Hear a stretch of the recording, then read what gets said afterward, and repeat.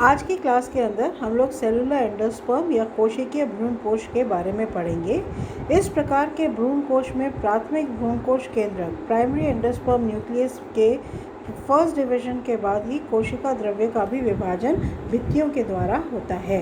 In this type of endosperm, fourth division of the primary endosperm nucleus is followed by wall formation, i.e. there is no free nuclear phase.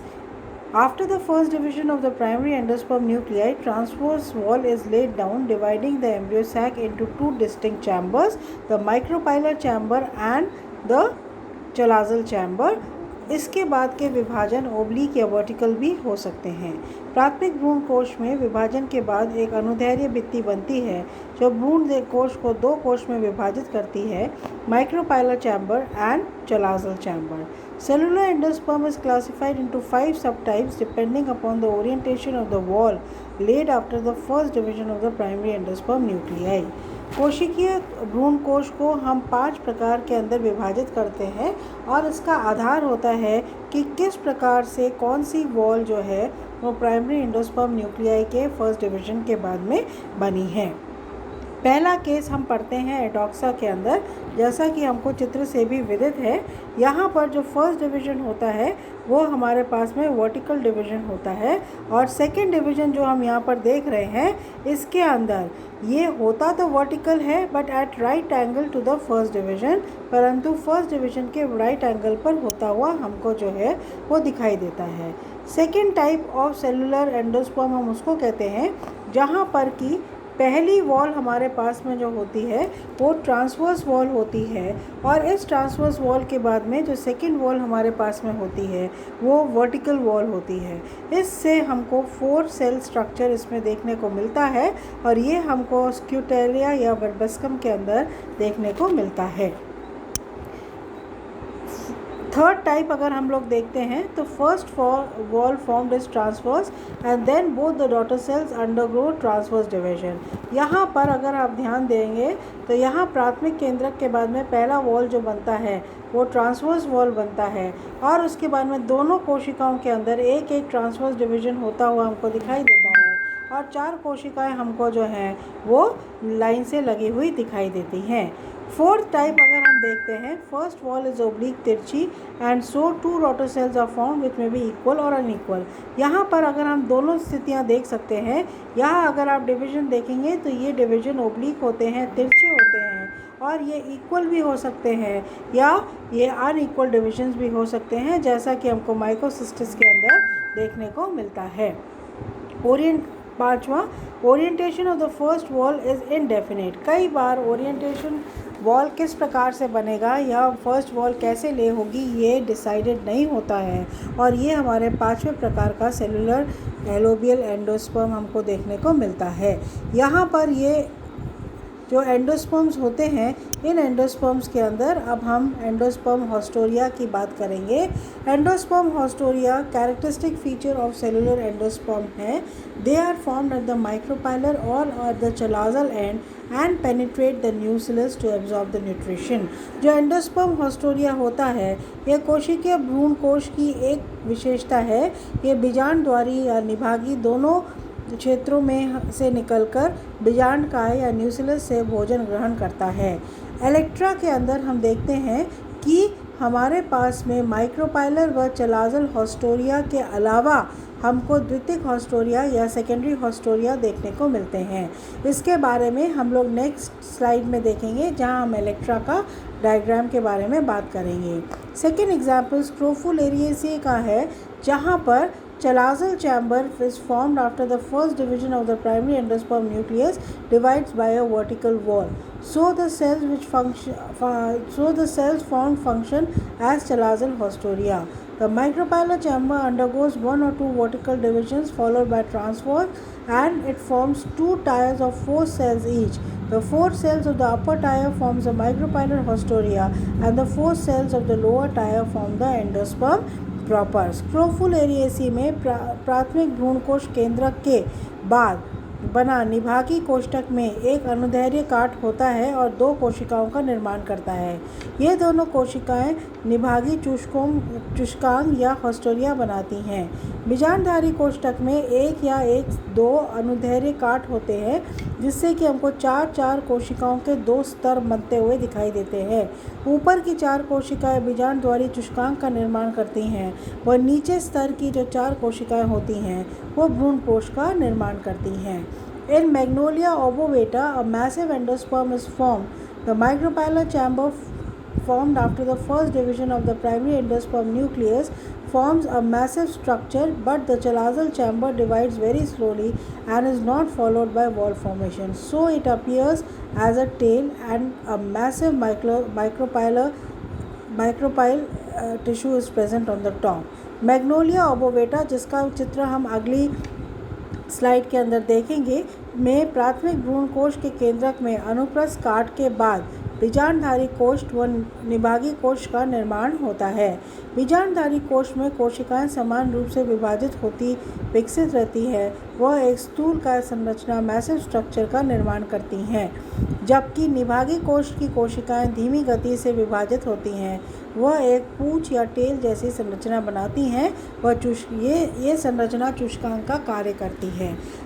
इस particular diagram के अंदर हम लोगों ने जैसे कि बात करी थी इलेक्ट्रा के अंदर हमको सेकेंडरी हॉस्टोरिया भी देखने को मिलते हैं। ये सेकेंडरी हॉस्टोरिया जो बनते हैं, ये माइक्रोपाइलर हॉस्टोरिया हमारे पास में अलग है, चलाजल हॉस्टोरिया हमारे पास में अलग है। इसके अलावा हमको जो है वो सेकेंडरी हॉस्टोरिया देखने को मिलता है।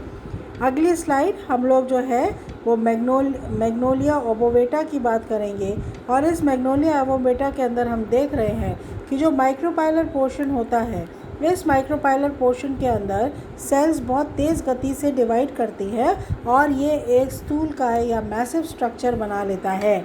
जबकि जो चलाजल पोर्शन हमारे पास में है, इसकी कोशिकाएं धीमी गति से डिवाइड करती हैं और इसके अंदर हमको जो है सेलुलर पोर्शन नहीं मिलता। केंद्रक जो है वो डिसऑर्गेनाइज या बिखरे हुए होते हैं और ये हमको एक पूंछ या टेल जैसी स्ट्रक्चर बनाती हुई दिखाई देती है। Next is the third type of endosperm is known as the helobial endosperm.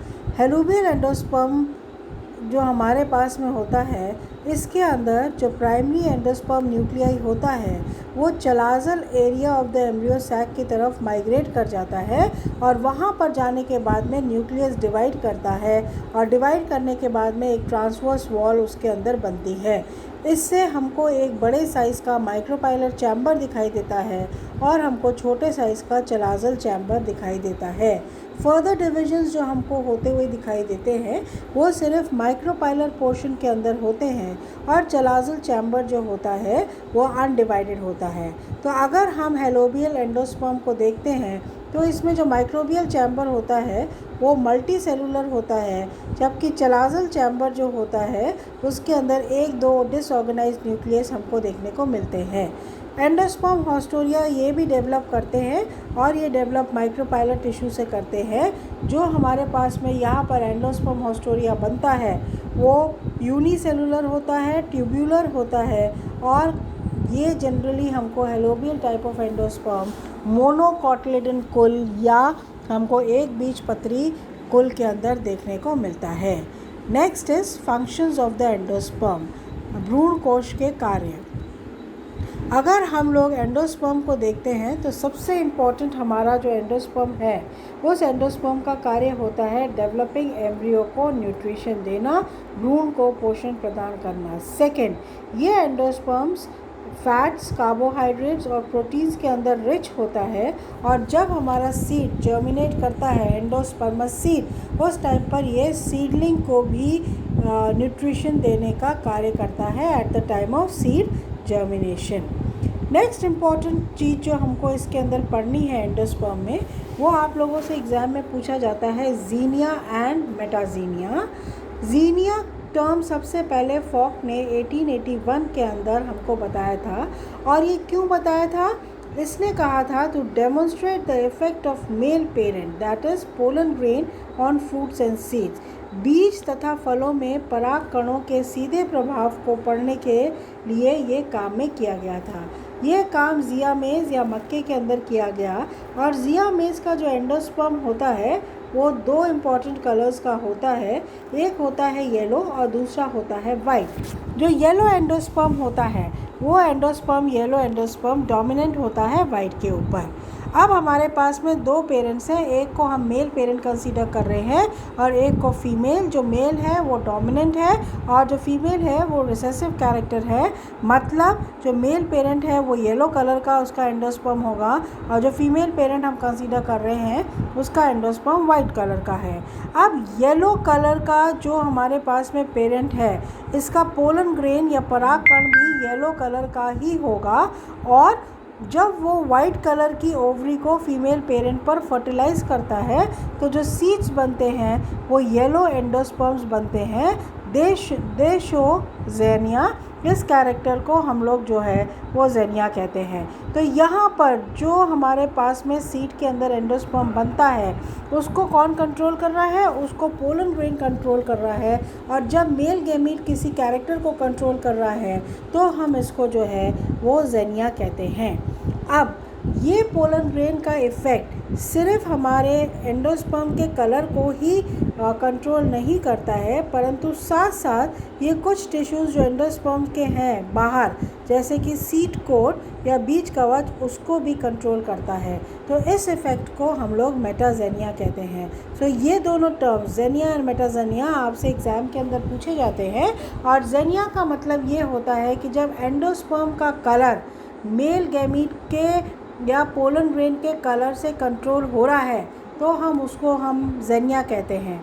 और जब सीड कोट का कलर मेल गैमीट या पोलन ग्रेन के कलर के जैसा हो रहा है तो हम उसको जो है वो मेटाजेनिया के नाम से जानते हैं। नेक्स्ट हम लोग पढ़ेंगे रूमिनेट एंडोस्पर्म्स, या हम ऐसा एंडोस्पर्म जो कि हमको अनइवन दिखाई देता है या जिसके ऊपर हमको इरेगुलरिटीज़ दिखाई देती हैं उसको हम लोग रूमिनेट एंडोस्पर्म कहते हैं।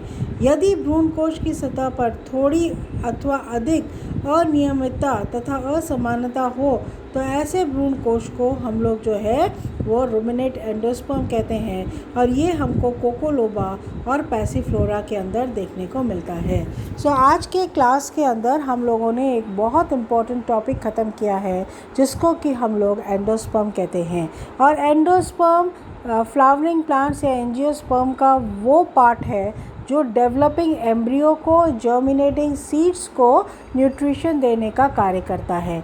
एंजियोस्पर्म्स के अंदर कुछ सीड्स जो होते हैं उनमें एंडोस्पर्म नहीं होता है, उनको हम नॉन एंडोस्पर्मस सीड्स कहते हैं। और कुछ ऐसे होते हैं जिसमें एंडोस्पर्म होता है, उनको हम लोग एंडोस्पर्मस सीड्स के नाम से जानते हैं। बेसिकली अगर हम लोग संक्षिप्त में वापस से एक बार रिवीजन करें तो एंडोस्पर्म 3 प्रकार के होते हैं: nuclear endosperm, cellular endosperm and helobial endosperm. Nuclear के अंदर फ्री न्यूक्लियर डिवीजन शुरुआती दौर में होते हैं और उसके बाद में वॉल फॉर्मेशन जो होता है वो पेरीफेरी से सेंटर की तरफ होता है। जो सेलुलर हमारे पास में एंडोस्पर्म है उसमें प्राइमरी एंडोस्पर्म न्यूक्लियस के प्रथम डिवीजन के साथ में ही वॉल फॉर्मेशन जो हो जाता है वो हमारे पास में शुरू हो जाता है। एंड थर्ड हमारे पास में जो होता है वो हेलुबियल होता है और इस हेलुबियल के अंदर भी प्राइमरी एंडोस्पर्म न्यूक्लियस एक ट्रांसवर्स डिवीजन के बाद में डिवाइड करता है और 2 अनइवन चैम्बर्स बनाता है। बड़े चैम्बर को हम लोग माइक्रोपाइलर चैम्बर कह रहे हैं, छोटे चैम्बर को हम लोग जो है चलाजल चैम्बर कह रहे हैं। और इस प्रकार के एंडोस्पर्म में जो एंडोस्पर्म का निर्माण होता है वो माइक्रोपाइलर चैम्बर से ही होता है और जो चलाजल चैम्बर होता है वो चलाजल चैम्बर के अंदर हमको डिसऑर्गेनाइज्ड न्यूक्लियस जो हैं वो देखने को मिलते हैं।